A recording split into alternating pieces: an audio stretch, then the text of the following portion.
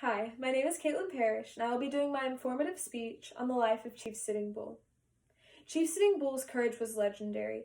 In 1872, in a battle against soldiers protecting railroad workers at the Yellowstone River, Chief Sitting Bull led himself and four other men across lines where they would sit down and share a pipe together as bullets buzzed around their head. Once they had finished sharing that pipe, Chief Sitting Bull simply got up and calmly walked away. This was not unusual for the chief, as he was known for his bravery and courage during battle.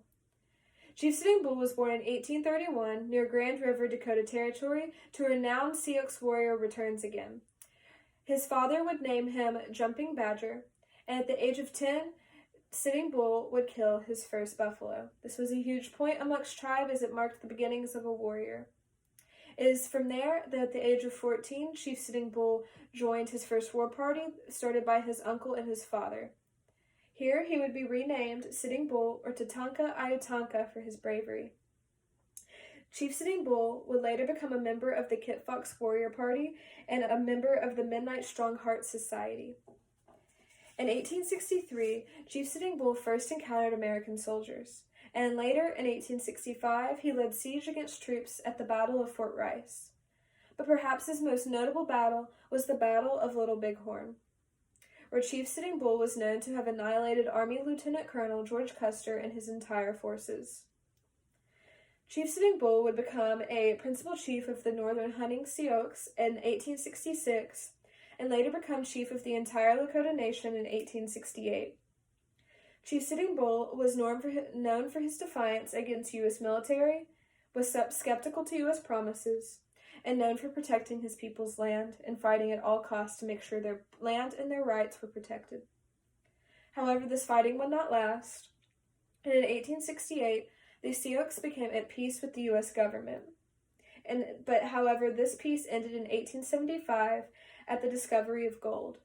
Cavalrymen were coming into the Lakota Nation people's territory and fighting them for this gold, forcing many tribes to surrender to U.S. forces and become compliant with their rules, often leaving behind their traditions and their land.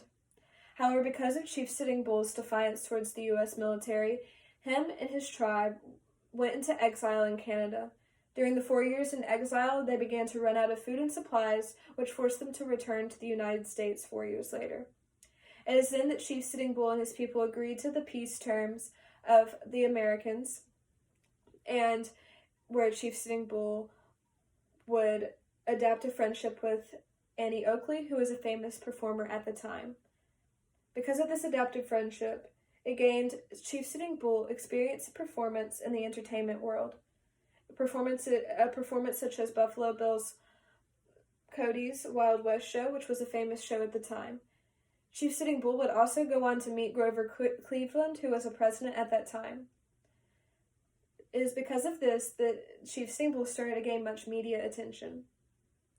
And also later in his life, he started the Ghost Dance religious movement, which was started in 1870s and was practiced amongst tribes west of the Rockies up until 1917.